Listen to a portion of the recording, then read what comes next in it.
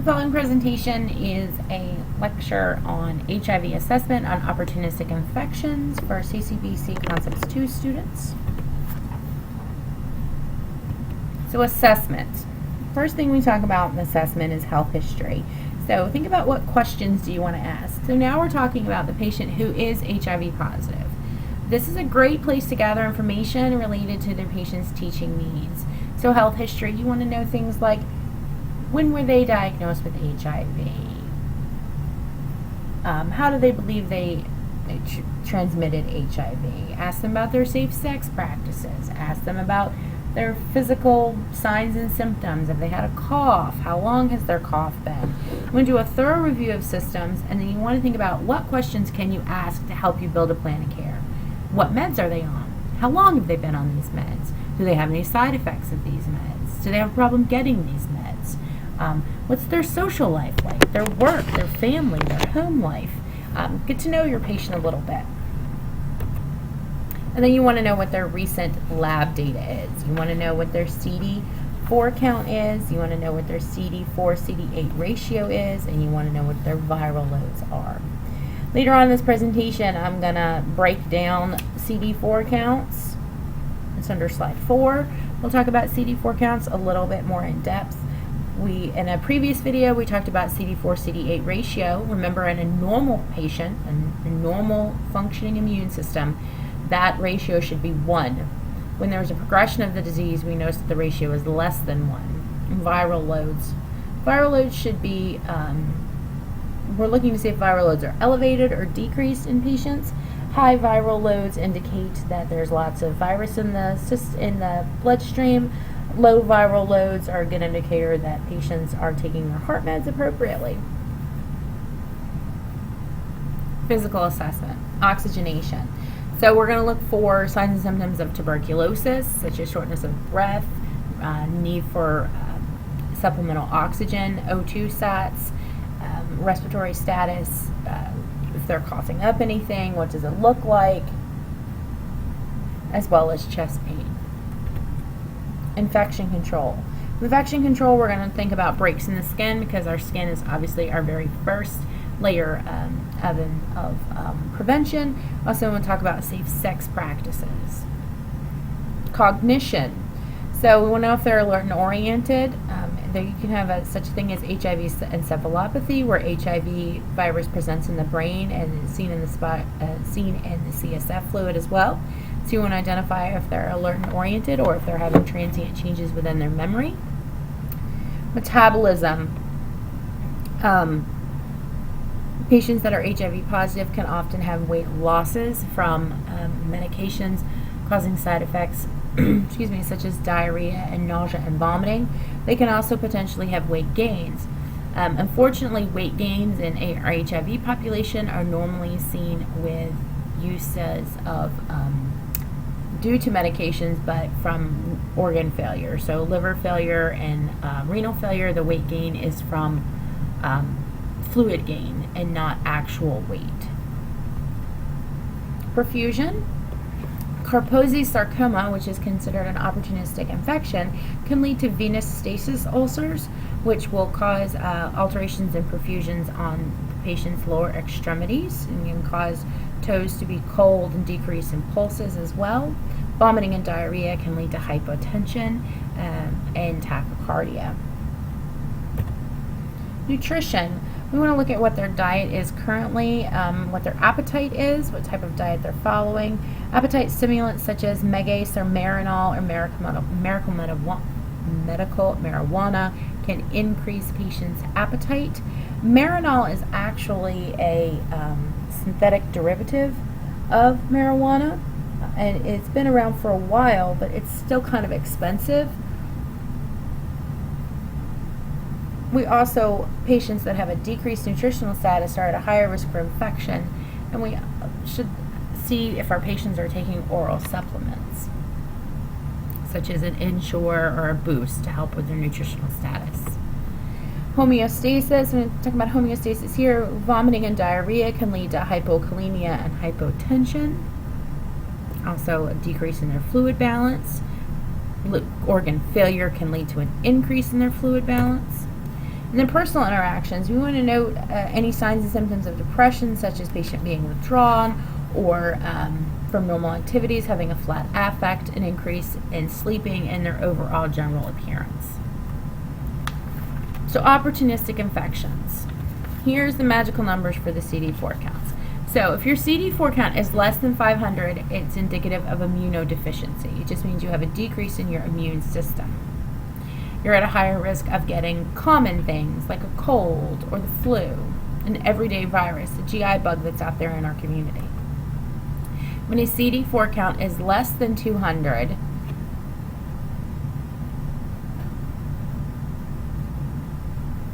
opportunistic infections and cancers are likely.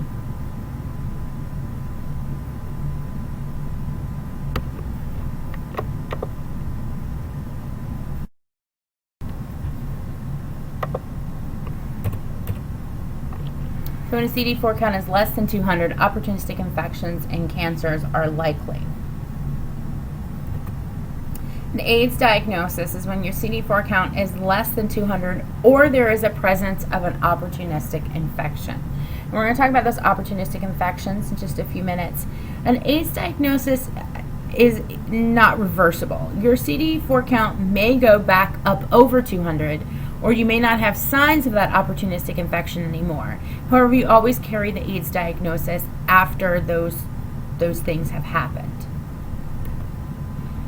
So PCP pneumonia is pneumocystis carinii pneumonia. It was one of the first indicators of the infection, that the infection had blossomed within our society. Some signs and symptoms of PCP are a non-productive cough, fever, chills, shortness of breath, dyspnea, chest pain, minimal hypoxia. So I want to talk about minimal hypoxia. These patients have O2 sats in the low 90s. They sometimes do not require oxygenation, supplemental oxygenation. And the treatment for that is Bactrim. MAC, Mycobacterium avium complexes. It can be seen in respiratory or GI, but respiratory is the most common. So respiratory assessment or oxygenation assessment, they'll have chest discomfort or cough. They can have anorexia and weight loss, and they will have high fevers and night sweats with MAC as well. The treatment for this is erythromycin and zithromycin, or clarithromycin and azithromycin. When we talk about knowledge of past medications, remember everything you learned about mycins. They're ototoxic, they're nephrotoxic. They often have to be reduced based on the patient's renal function. Tuberculosis. So I know tuberculosis was an exemplar that we covered in Concepts 1. So we're really not going to go over tuberculosis too much. It's a productive cough. You can have purulent or blood-tinged sputum. They have fever, fatigue, weight loss, night sweats. Lymphadenopathy. If you'll remember from our concept lecture, lymphadenopathy is not just swollen lymph nodes, but the glands that are around them as well. These patients may have something called anergy, which is a negative PPD. So a PPD is actually measuring an immune response. So if they don't have an immune system to have a response, their PPD will be negative. It's called anergy. We place the PPD anyway because it's a relatively cheap, fast way to help with the diagnosis of TB. But if the patient does not have a reaction to that, that doesn't mean that they don't have TB. So when they have a negative PPD, but other indicators identify that they have tuberculosis, it's called anergy. And then about 50% of patients that have tuberculosis have disseminated extrapulmonary sites. So the infection is no longer just in their lungs, it can be in their bone, in their spleen, in their peritoneal cavity, in their spine. So it will go the infection will go other places. Treatment for tuberculosis. Patients that have HIV positive are treated as though they have drug-resistant tuberculosis.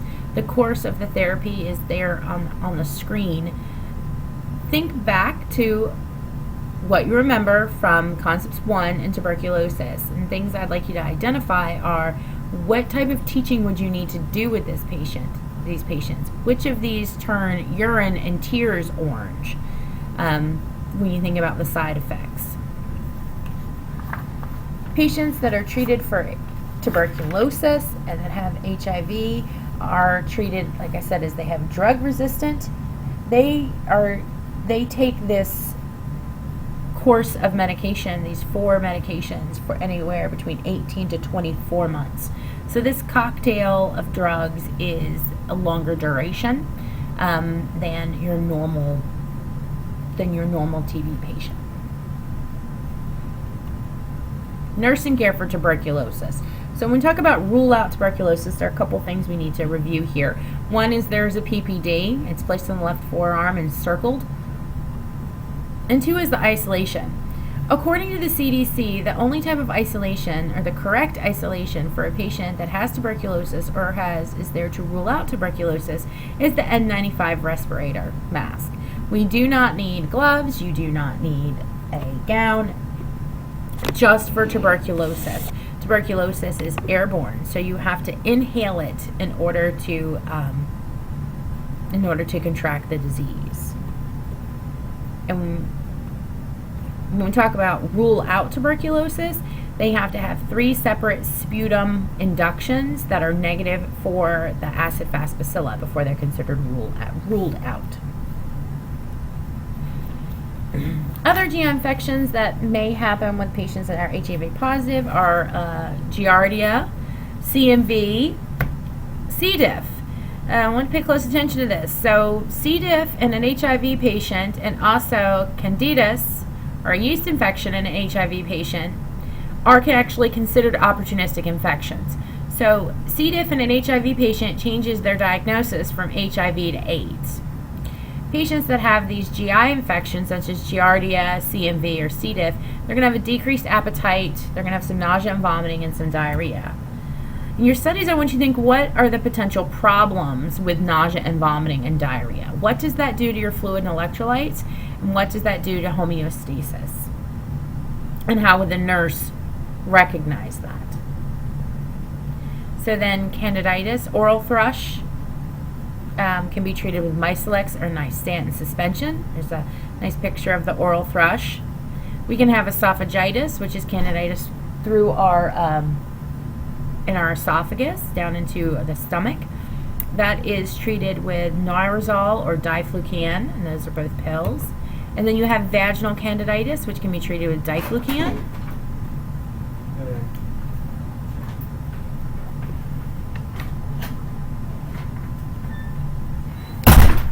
And finally, we have Karposi sarcoma. Karposi sarcoma is actually human herpes virus 8. So everything that you think goes along with that herpes virus, think about shingles. So it's the most common HIV-related malignancy. It's a disease that involves the endothelial layer of blood and lymphatic vessels. Clinical manifestations range from localized cutaneous lesions, leading to dissemination of the disease involving multiple organs. Cutaneous signs may be the first manifestation, appearing in more than 90% of HIV-infected patients as they begin to deteriorate. So Karposi sarcoma is a common sign that patients' CD4 count is decreased. They're diagnosed with Karposi sarcoma. They have to have a biopsy of one of the lesions.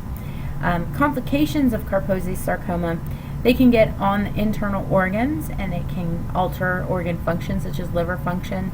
They can alter appetite because they will cause severe gastritis. They're also very painful. Think of the human herpes virus and the shingles virus, the same type of idea in chickenpox. They can be very painful for the patient. So they have that neuropathic burning, stinging pain. Treatment, there are many different ways that we treat Karposi sarcoma. One of the most common ways is to give them interferon. However, interferon does not work well when they're being treated for another opportunistic infection. So if you had a patient that had Karposi sarcoma and tuberculosis, they would need to be treated for their tuberculosis before we would treat them for their Karposi sarcoma. Karposi sarcoma does not respond well to intervention when the patient is dealing with another opportunistic infection. So unfortunately, oftentimes Karposi sarcoma, we have to treat the cutaneous lesions, and that would be the same way that you would treat shingles or the same way you would treat chickenpox. They can be transmitted if they're actively oozing with the fluid from the blister, and they're often very painful.